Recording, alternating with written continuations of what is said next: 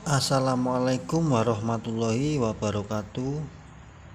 Alhamdulillah, di kesempatan kali ini kita berjumpa lagi ya dengan Kuli Channel.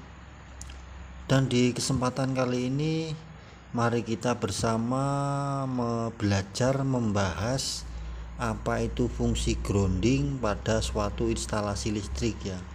Nah, kadang kan bertanya-tanya ya, untuk apa grounding itu harus terpasang pada suatu instalasi listrik dan fungsinya itu untuk apa, kan gitu ya. Nah, di sini grounding sendiri itu adalah suatu jalur ya yang menghubungkan arus listrik menuju tanah ketika ada kebocoran. Nah, untuk fungsinya sendiri, grounding itu berfungsi sebagai pencegahan ya bila terjadinya kontak arus listrik kepada tubuh kita ya, atau tubuh manusia. Hal ini dikarenakan arus listrik itu akan langsung terbuang ke tanah ya, atau ternetralisir, sehingga tubuh kita itu tidak menjadi perantara ya antara arus listrik dengan tanah. Nah, di tubuh manusia sendiri itu resistansinya itu kurang lebih 1000 ohm ya. Nah, bayangkan ketika ada kebocoran di suatu instalasi listrik, nah di situ tubuh kita menjadi hambatan ya, atau teraliri arus listrik. Kan rasanya kan ngeri-ngeri sedap ya. Nah, untuk contoh suatu kebocoran arus listrik itu misalnya itu kayak seperti saat kita itu tidak sengaja ya bersenggolan dengan bodi suatu peralatan listrik ya, kayak seperti kulkas atau mesin cuci, water heater, atau dan yang lain itu ya. Nah, di situ tiba-tiba terasa badan kita kan tersetrum ya. Nah, saat itulah kebocoran listrik itu terjadi ya, yang diakibatkan tidak berfungsinya atau tidak difungsikan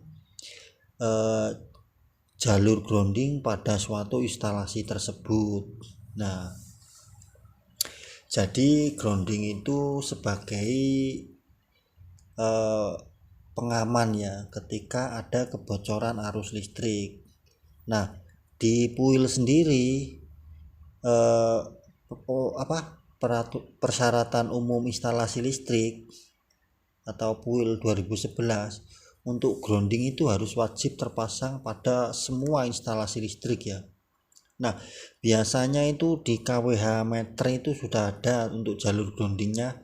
Nah, kabelnya itu warnanya kuning ya, atau tidak, kalau gitu kita membuat sendiri jalur grounding, nanti langsung dikoneksikan ke instalasi rumah ya. Nah, untuk suatu contoh peralatan listrik yang menggunakan grounding itu stop kontaknya seperti ini ya. Nah, di sini ada jalur tengah ini. Nah, disinilah jalur grounding. Nah, kenapa harus memakai jalur grounding? Kan gitu ya pertanyaannya.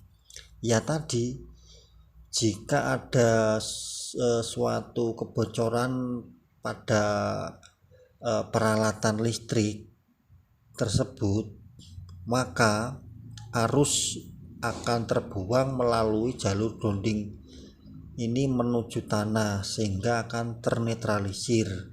Nah, tentunya insya Allah akan aman bagi kita ya. Nah, untuk jalur grounding ini biasanya itu sudah nempel di bodi suatu komponen listrik tersebut ya.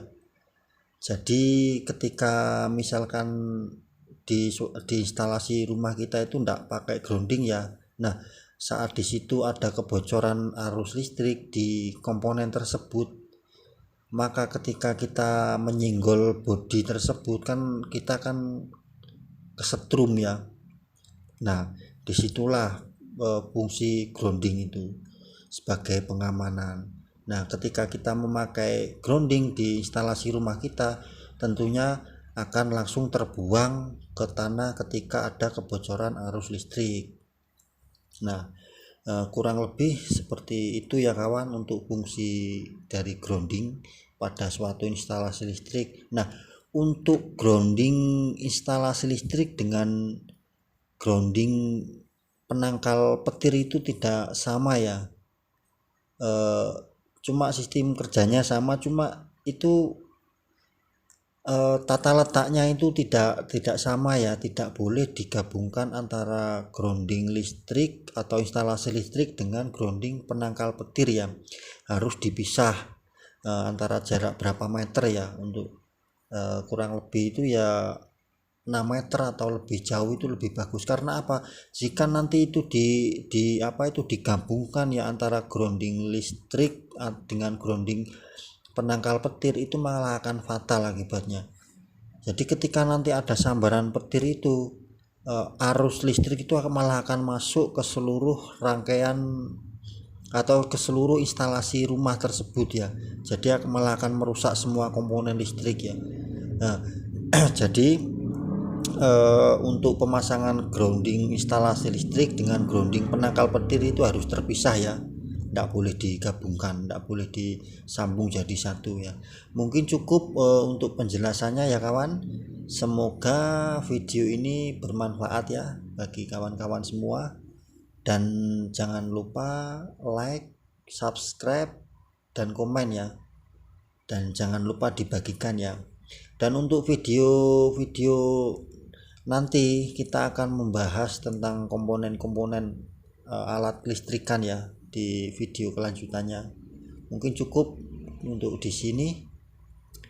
Assalamualaikum warahmatullahi wabarakatuh.